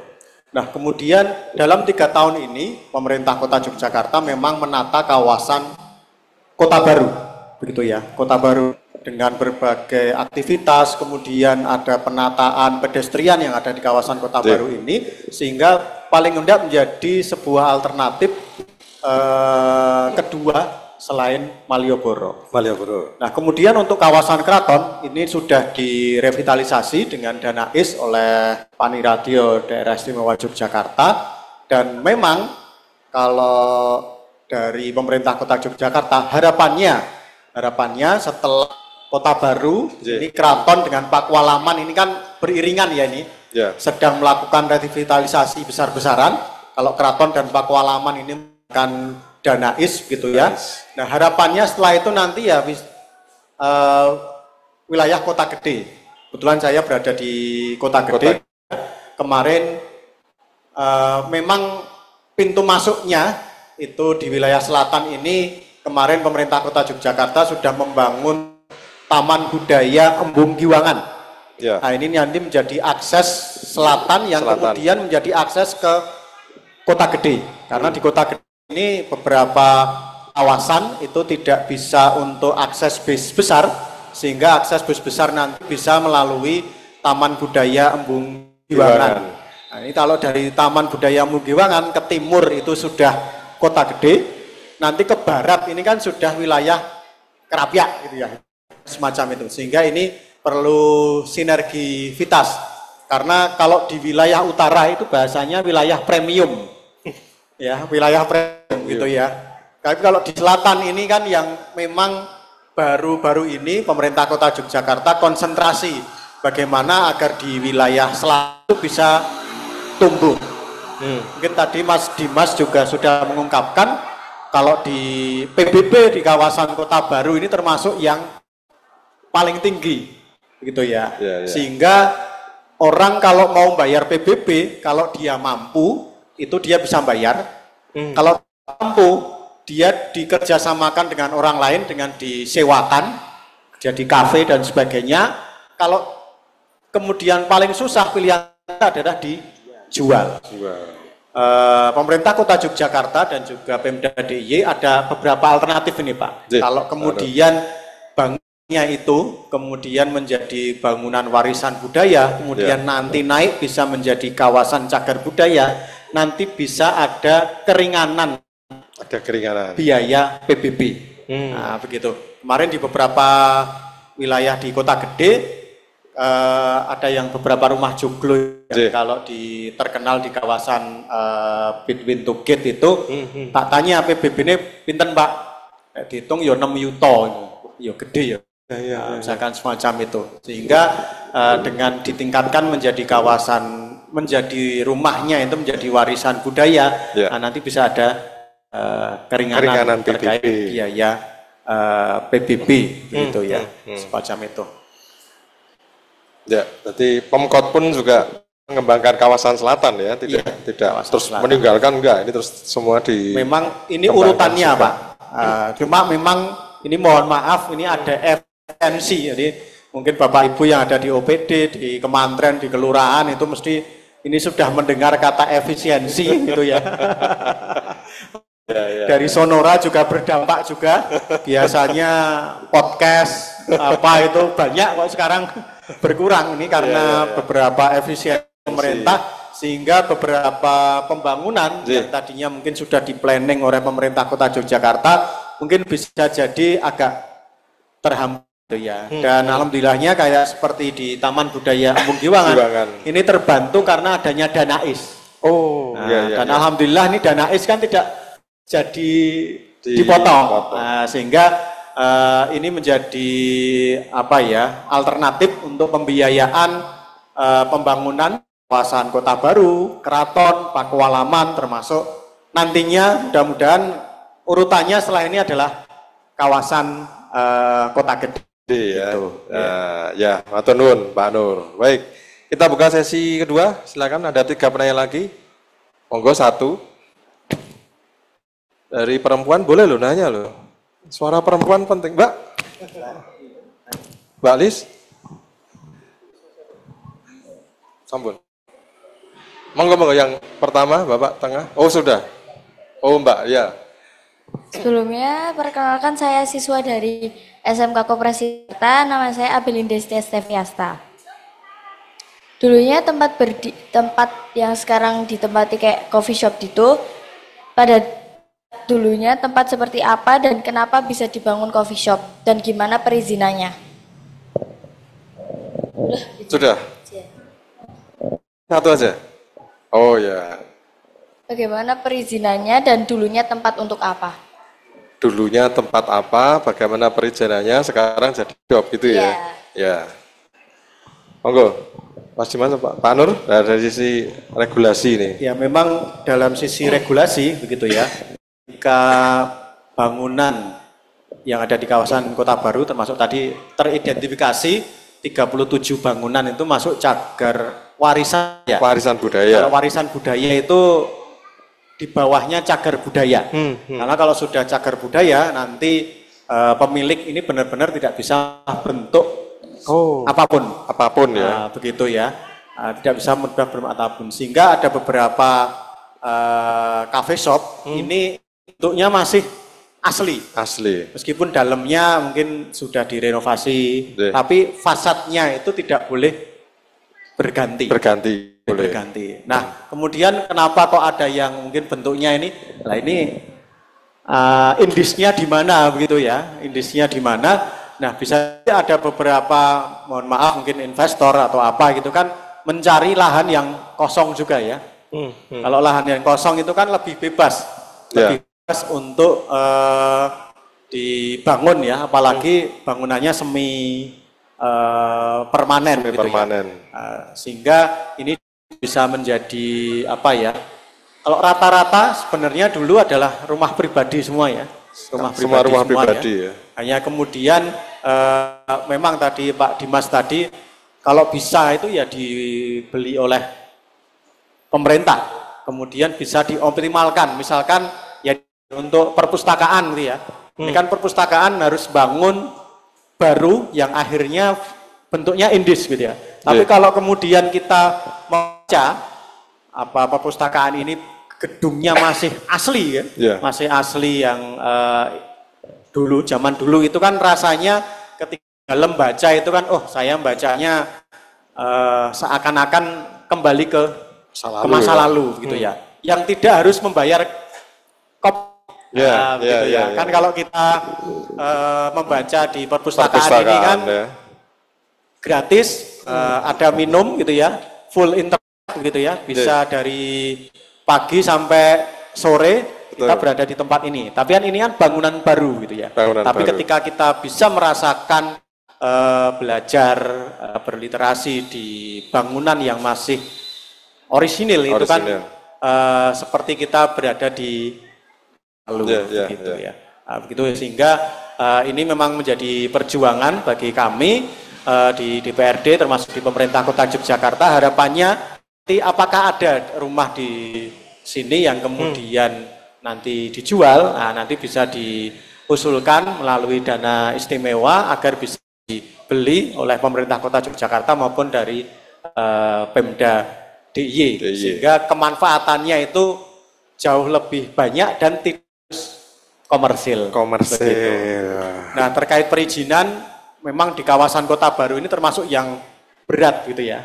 Karena kawasan cagar budaya, sehingga kami yakin baik dari Dinas Perizinan Kota Yogyakarta maupun dari Pemda DIY juga cukup hati gitu ya dalam memberikan izin baik di coffee shop maupun tempat-tempat yang lain. Karena selain coffee shop juga ada beberapa restoran ya, baik bank maupun ada tempat les, ada tempat ya cukup banyak lah kalau kita mau keliling di kawasan Kota Baru. Begitu. Ada tambahan Mas Dimas? Mungkin sedikit menambahkan, seingat saya ketika saya kecil bangunan asli dari Silol ini hanya yang ada di sampingnya, Mbak. Yang tengah di itu ya? Selatannya ini kalau tengahnya ini ya malah ya. Karena ini kan sekarang jadi bangunan baru ini. Betul. Jadi bangunan Silol ini kalau tidak salah dia berdiri di halaman sampingnya. Halaman samping dari rumah tinggal itu aslinya. Dulu sebelum jadi kafe, kalau tidak salah dia itu menjadi semacam apa Pak ya? Butik ya, baju-baju ya, jual baju. Jual baju. Gitu. Silol ini sendiri kalau tidak salah 2010-an.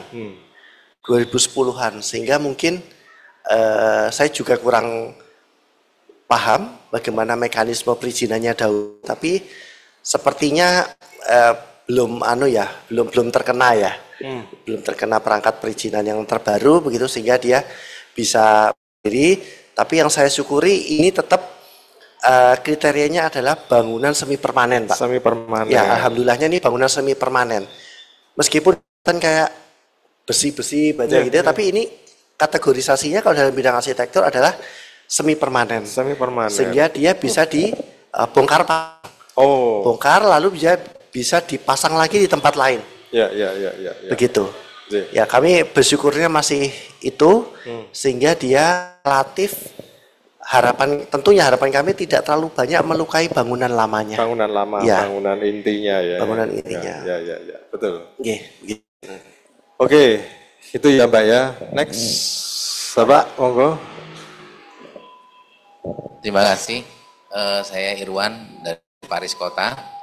Saya Irwan. Dimas. Yang ingin kami tanyakan itu pertama kepada Pak Dimas ya. Itu kita mengetahui di zaman kolonial itu ada dari segi arsitekturnya itu apakah sudah dirancang untuk tahan gempa, karena saya membayangkan di saat-saat seperti itu bagaimana untuk memperoleh bahan-bahan bakunya besi, belum ada pabrik semen pada waktu itu Pak ya, tapi kok kita membangun suatu bangunan yang bisa kokoh, kuat, itu kalau kita membayangkan di zaman saat itu bagaimana Pak? Iya. Zaman sekarang kalau kita mencari semen mudah, bisa ditemukan di mana-mana, nyari bangunan besi juga mungkin di toko besi banyak. Nah pada saat itu dari segi arsitekturnya itu untuk membuat suatu bangunan itu bagaimana Pak? Apakah sudah dirancang mungkin bahan dasarnya apa, anunya apa, bagaimana, terus perbandingan bagaimana? Iya, kok bisa bakoh ya Pak ya? Padahal nggak ada jaringan ya Pak ya? Di saat zaman kolonial itu kan susah Pak ya, nggak seperti sekarang ini mau cari semen di toko besi kan banyak. Di saat-saat seperti itu tuh bagaimana? Campurannya bagaimana, terus dari segi arsitekturnya itu bagaimana Pak? Itu yang untuk Mas Dimas. Yang kepada Pak Nur, Nyun Sewu, anggota Dewan yang kami hormati, itu Pak di sebelah barat itu kok ada hotel berdiri dengan megahnya. Ada hotel itu Pak di dekat Syuhada itu, di sini hotel Five apa itu? Iya, itu kok bisa. Tadi saya bersama dengan Mbak tadi nanya bagaimana kok ada bangunan hotel yang tidak sesuai dengan bangunan Indis, tapi kok bisa berdiri hotel di situ tuh Pak. Itu bagaimana? Bagaimana ceritanya? Apakah nanti kawasan Kota Baru ini akan banyak didirikan hotel-hotel baru gitu Pak? Karena sudah ada bisa menulari yang lain tuh. Karena mungkin tanahnya mahal, dijual kepada pemilik modal, bisa membangun hotel yang bisa mungkin menyimpang di model Indis tersebut. Mungkin dari Pak Dewan bisa memberikan masukan bagaimana. Itu Pak, terima kasih. Wassalamualaikum warahmatullahi wabarakatuh. Waalaikumsalam. Matur nuwun. Ini dari Mas dulu, kenapa bangunnya kokoh itu, tahan gempa dan sebagainya, apa pondasinya cakar ayam atau gimana kalau zaman kolonialnya? Ya, baik. Terima kasih pertanyaannya Bapak. Jadi sebuah bangunan kokoh dari sisi struktur dan konstruksi itu ada dua elemen penting, Pak. Pertama materialnya, yang kedua metodenya. Material dan metodenya. Ya, materi untuk rumah-rumah indis ini memang berbeda dengan bangunan yang baru ya Pak ya. Berbeda begitu. Nah, dia sudah dirancang, menurut saya sudah dirancang tahan gempa atau minimal sudah mempertimbangkan bahwa daerah ini adalah daerah yang tahan gempa.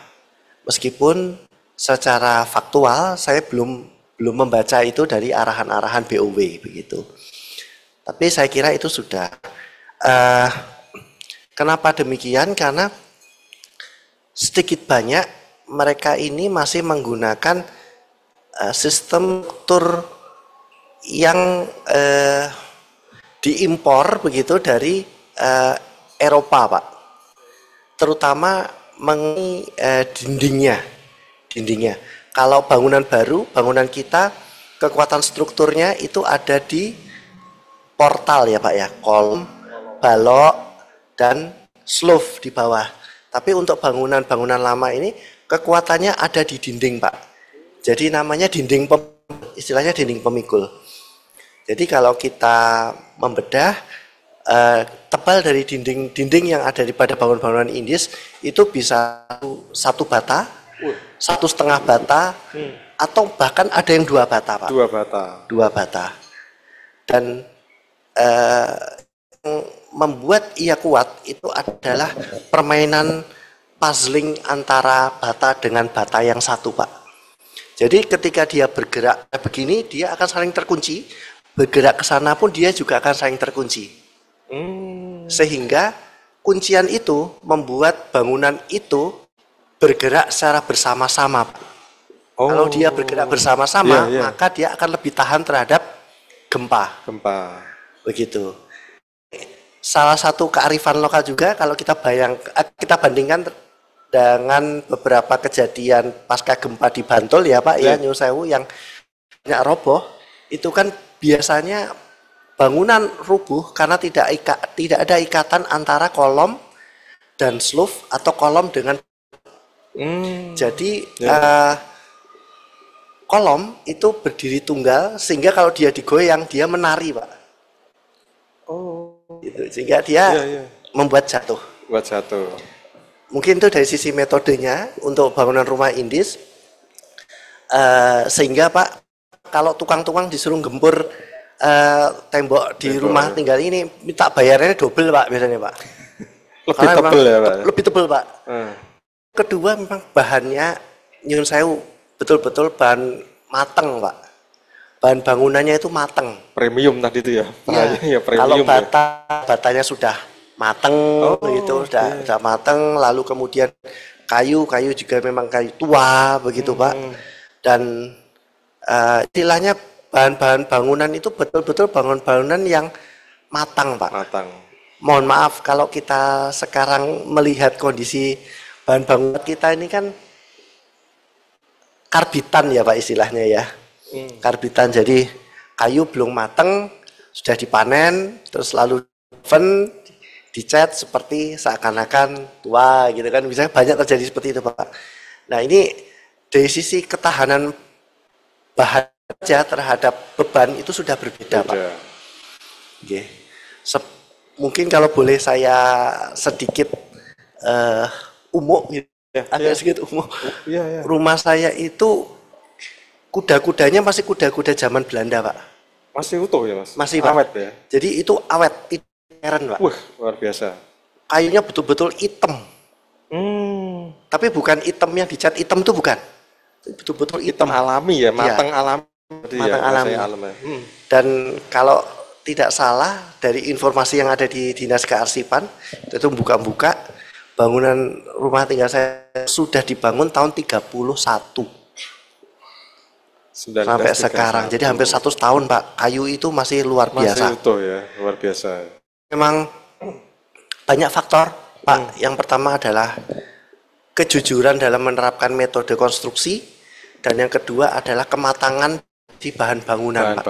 Dua itu adalah kombinasi untuk menghasilkan bangunan itu setidaknya punya modal kuat. Begitu. Ya. Itu dari saya, Pak. Penting ini bahan bangunan itu tadi. Monggo, Pak Nur. Oke, jadi adanya pergub tentang bangunan berciri khas Jogja itu baru ada tahun 2014 dan baru direvisi kemarin pergub nomor 48 tahun 2023. Ini terkait peraturan gubernur tentang bangunan berciri khas Jogja. Nah, sehingga kalau di kawasan Kota Baru memangnya adalah indis. Nah, tinggal kemudian hotel itu berdirinya tahun berapa? Apakah sebelum tahun 2014 atau setelah?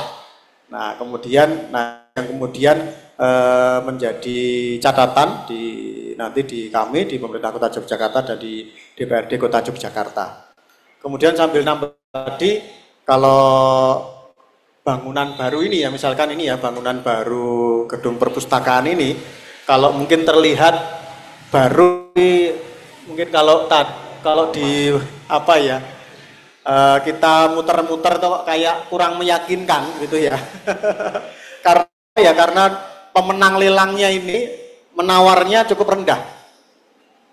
Misalkan ini bangunan berapa gitu, nawarnya hanya sekitar 80% sehingga bisa jadi ini berpengaruh ke ya bentuk fisik. Kalau dalamnya kita kurang tahu. Mungkin kalau dilihat dari luarnya saja, mungkin ini baru berapa bulan ini, Februari, baru berapa, 8 bulan, bentuknya sudah seperti ini.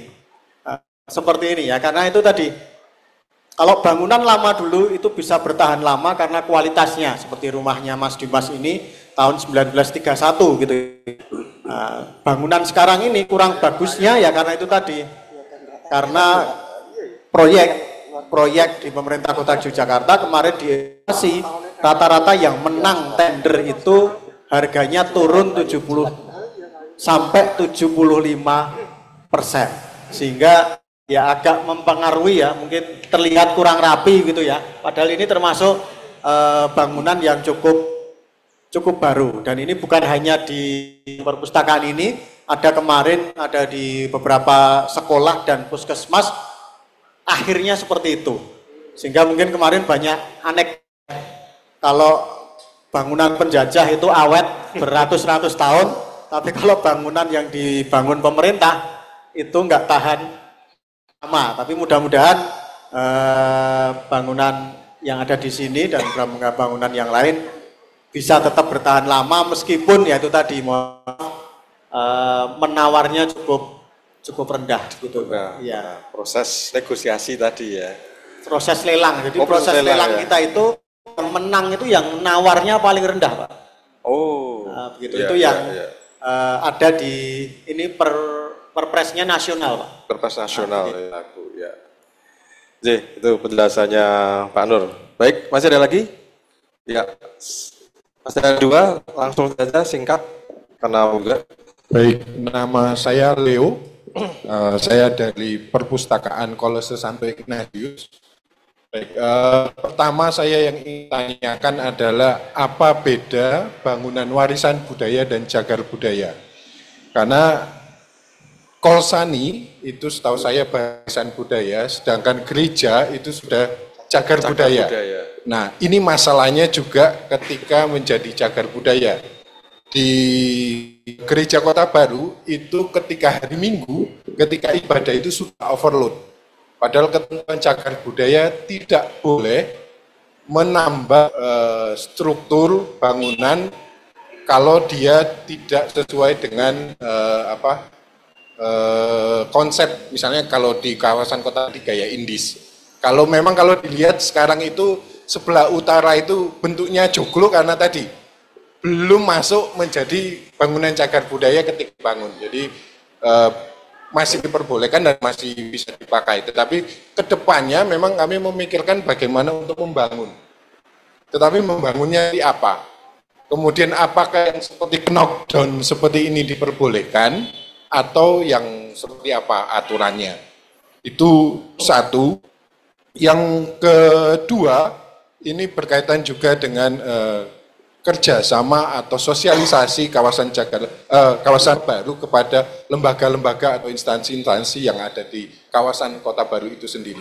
Saya di perpustakaan Kolsani itu memang berapa disowani oleh teman-teman dari arsip, tetapi memang kemudian ya mungkin apakah itu tadi bentuk efisiensi dari pemerintah, kemudian tindak lanjutnya sepertinya tidak ada.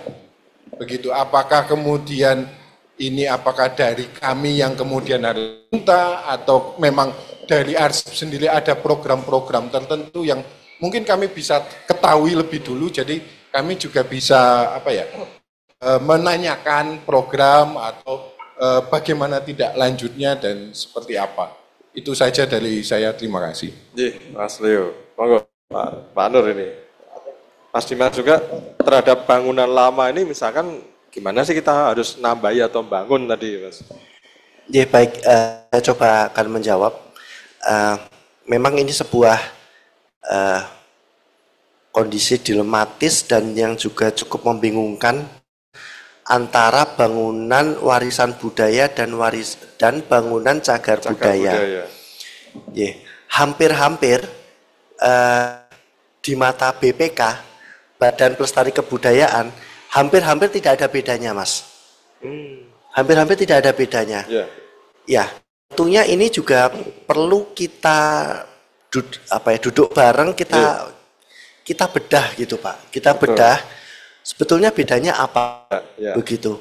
Karena saya sendiri juga tidak setuju ketika sebuah bangunan itu dia tidak boleh berubah mengikuti zamannya.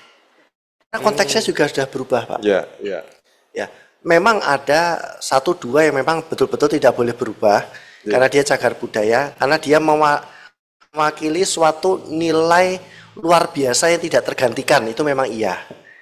Gitu. Nah, strateginya bagaimana ketika kita mengembangkan ini, mohon izin Pak, mungkin saya sharing sedikit. Kebetulan saya juga mengalami hambatan yang sama. Rumah sakit Dr. Yap. Rumah sakit Dr. Yap ini kok kawasan Pak cagar budaya. Jadi nggak boleh nambah-nambah. Nah, kita juga mungkin kadang harus berpikir out of the box, Pak. Jadi kami berpikir ketika itu sakit Yap itu kan secara historically orang-orang sudah pada paham ya, jujukan lah ke sana sini. Sehingga apa yang kita buat adalah feedernya, Pak. Yang kita buat feedernya. Jadi rumah sakit Yap ini sedang membuat di Gunung Kidul, Pak. Lalu nanti akan membangun di tempat malam. Sehingga dia menjemput bola feeder. Sehingga nanti kalau diperlukan apa itu ke sini gitu. Nah, saya kurang tahu apakah itu bisa diterapkan untuk bangunan di gereja atau seperti apa gitu, tapi saya kira masalah bisa hanya teman-teman di gereja saja yang cari solusi. Jadi ini harus bersama-sama, Pak. Duduk bareng lah ya, diskusi bareng gitu. Betul. Kalau semuanya pun juga harus tumplek ke gereja Kota Baru, yang dari Bantul ke gereja Kota Baru, yang itu juga nggak muat, mau sampai kapanpun nggak muat begini. Jadi harus dipikirkan cara supaya itu bisa baik begitu ya. Dan mungkin yang perlu garis bawahi juga ketika ada pengembangan dari sebuah bangunan cagar budaya mengikuti zamannya, misalkan ambil katalah seperti ini gitu Pak, seringkali yang kami lihat itu adalah beban utilitas itu tidak hitung, Pak. Beban utilitas itu tidak hitung. Padahal beban utilitas itu sangat berpengaruh terhadap bangunan cagar budaya. Yang paling sering itu adalah AC, Pak. AC. Ya, AC gitu kan. Kita nambahi AC, tapi kita lupa getarannya AC itu berbahaya. Nah, sehingga ini memang perlu kajian yang mendalam gitu. Prinsip utama revitalisasi bangunan bersejarah itu kan adalah mengurangi beban, Pak. Mengurangi beban. Mengurangi beban, namun menambah value. Nah ini yang kita harus duduk secara multi stakeholder supaya kita bisa dapatkan solusi terbaik gitu.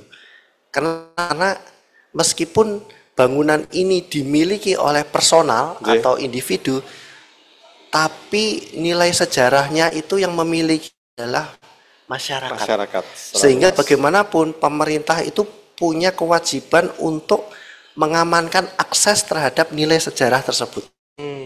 Gitu. Jangan sampai itu hilang, Pak. Betul. Jangan sampai itu hilang gitu.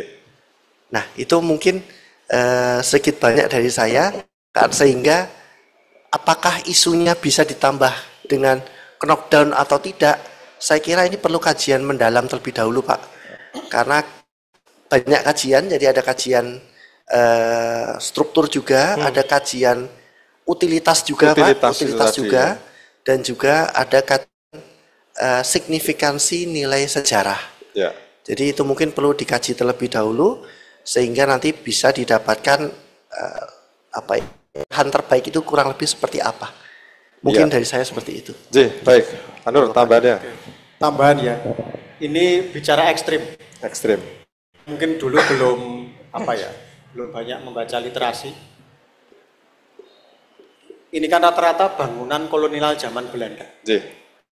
Zaman Belanda itu penjajah, udah dihancurin aja. Mungkin sempat kita berpikir seperti itu. Mereka itu penjajah kok. Kenapa kita harus melestarikan bangunan penjajah? Ditinggali penjajah gitu ya. Karena kita berpikir tempat dibaca teks proklamasi kemerdekaan Indonesia sekarang ada, Pak. Bangunannya apa? Sudah hancur. Rumahnya sudah hancur. Instruksi Bapak Presiden. Itu menterinya aja bingung. Ini tempat bersejarah, Pak, kok dihancurkan? Ini perintah saya. Mana? Yang memerintahkan adalah Presiden. Menterinya bingung saat itu. Dan sekarang nggak ada ini bekasnya. Bekas Jalan Pegangsaan Timur nomor 57 ya. Itu mana? Nggak ada. Sekarang tinggal Tugu. Nah sebenarnya ketika bicara tempat dibacakannya teks proklamasi saja dihancurkan. Apalagi bangunan milik penjajah nggak dihancurkan. Nah ini yang menjadi, ini kalau kita belum bicara literasi ya. Nah kemudian ketika kita bicara di kawasan Kota Baru ini, SMP 1 negeri, itu juga termasuk cagar budaya. Akhirnya membuat bangunan baru di utaranya ya. Kemudian SMA 3 ini juga cagar budaya, akhirnya membuat bangunan baru yang di lapangan itu. Begitu ya. Nah ini adalah bangunan baru, sehingga dan istilah warisan budaya itu hanya ada di Jogja. Kalau istilah nasionalnya itu hanya cagar budaya. Di warisan budaya itu baru identifikasi. Oh ini pra menjadi cagar budaya. Nah, sehingga status secara kalau mau dipilih, kalau yang bisa jadi yang warisan budaya ini, kalau ternyata statusnya nggak naik-naik jadi cagar budaya, bisa jadi ya itu tadi dirobohkan pun boleh. Nah, begitu. Tapi kalau sudah menjadi cagar budaya, nah itu tadi meskipun misalkan ini wujud asli silolnya itu cagar budaya, dia harus tetap ada. Meskipun di sekelilingnya adalah bangunan-bangunan baru. Dan memang cagar budaya ini banyak, ada yang dari SK kota, SK provinsi maupun SK dari Kementerian Pendidikan dan Kebudayaan. Dan status ini bisa ditinjau ulang gitu ya. Kemarin mungkin ya agak di Jalan Kusumanegara itu namanya bangunan ex apotek suci ya. Itu di kawasan premium banyak orang sudah mau pakai. Cuma keputusannya harus melestarikan bangunan yang sudah ada. Padahal bangunannya sudah hancur. Melestarikan gimana ini?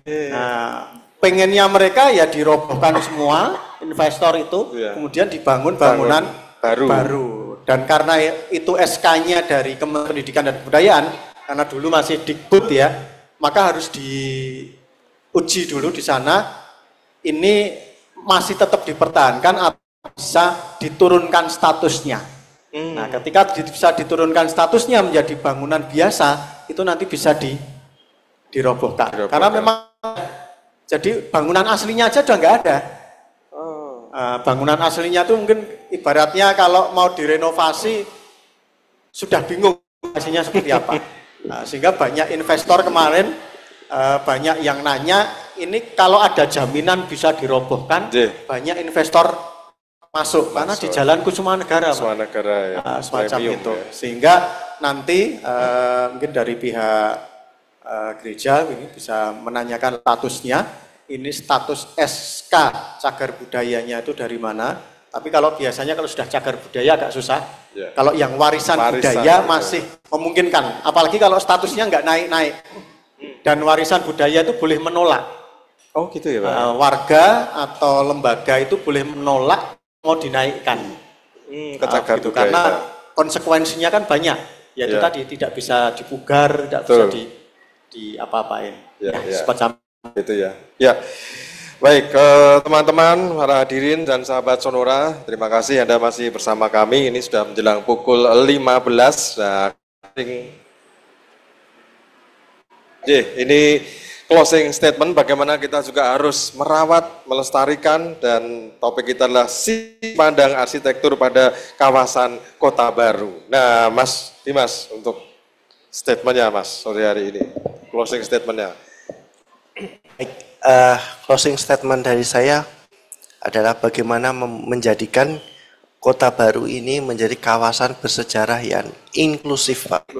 Inklusif. Artinya kita perlu sadar bahwasanya yang punya kepentingan di sini banyak, termasuk publik, dan sekarang saya kira teman-teman komunitas juga sudah banyak dan sudah kreatif-kreatif, Pak.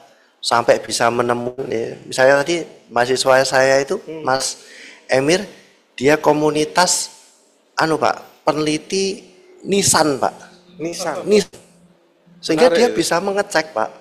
Ada satu nisan yang belum dipindahkan di Kerkov Beringharjo. Dan itu nisan anak perempuan. Di mana rumahnya dulu salah satu di Kota Baru ini. Wow.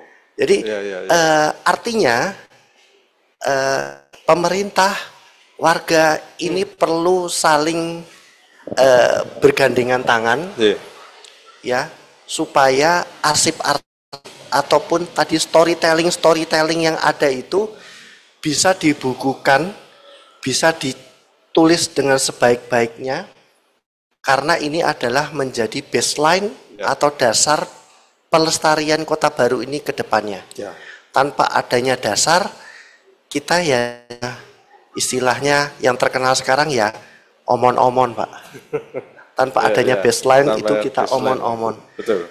Ya, arsip banyak kita olah, tapi teman-teman yang ada di lapangan yang menggali informasi dari lapangan itu juga perlu kita rangkul bagaimana informasi bisa kita tulis sehingga hasilnya justru menjadi kontribusi masyarakat untuk pemerintah yang nanti akhirnya ke masyarakat lagi. Masyarakat luas juga. Saya kira itu aja, Pak. Bagaimana menjadikan Kota Baru kawasan bersejarah yang inklusif.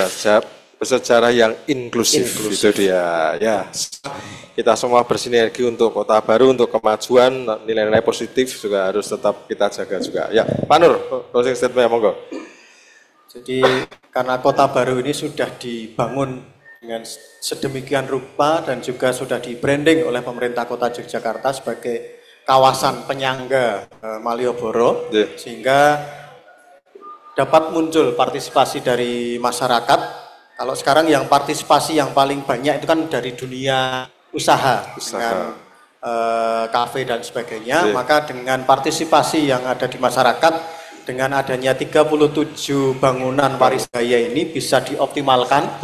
Pemerintah Kota Yogyakarta juga sudah MOU dengan beberapa kampus, termasuk ketika dengan fakultas teknik, jurusan arsitektur bisa mendata kembali 37 ini gayanya apa gitu ya, sehingga ini bisa menjadi inspirasi bagi generasi muda, bagi para wisatawan bahwa bangunan-bangunan bermotif indis dan kolonial yang ada di Kota Baru ini perlu bisa dipelajari lebih lanjut. Ya. Gitu. Baik, Pak Nur. Baik, teman-teman kita berikan aplaus yang mulia untuk dua orang sumber. Ya, ini Mas Dimas Wihardianto dari UGM dan juga Pak Nur Cahyo Nugroho, anggota Komisi D DPRD Kota Yogyakarta. Demikian pula terima kasih kebersamaan Anda semua, terima kasih kehadirannya Mas Mbak, Bapak Ibu semuanya di talk show Festival Literasi dan Pameran Arsip di Dinas Perpustakaan dan Kearsipan Kota Yogyakarta di tahun 2025 ini. Dan acara ini juga disiarkan langsung di Sonora FM Yogyakarta dari Gedung Perpustakaan Kota Yogyakarta di Jalan Nomor 9 Kota Baru Yogyakarta. Demikian Kamis tanggal 30 Oktober 2025 talk show Sisi Pandang Arsitektur pada Kawasan Kota. Terima kasih kebersamaan Anda. Sampai jumpa lagi. Salam sukses, salam literasi dan kita kembali ke studio. Baik, terima kasih kepada narasumber di kesempatan pada talk show hari sore kali ini ya. Mohon Di izin Festival kita akan melakukan Literasi dan sesi Arsip foto Kota bersama Jakarta tahun terlebih dahulu. 2025 dengan tema Sisi Pandang Arsitektur pada Kawasan Kota Baru. Langsung dari Gedung Perpustakaan Kota Yogyakarta di Jalan Suroto nomor 9 Kota Baru Yogyakarta ya. Dan sekaligus mengakhiri kebersamaan kita secara langsung dari Gedung Perpustakaan Kota Yogyakarta, sahabat Sonora, dan kita akan ketemu lagi nanti di program Sonora selanjutnya. Sampai jumpa.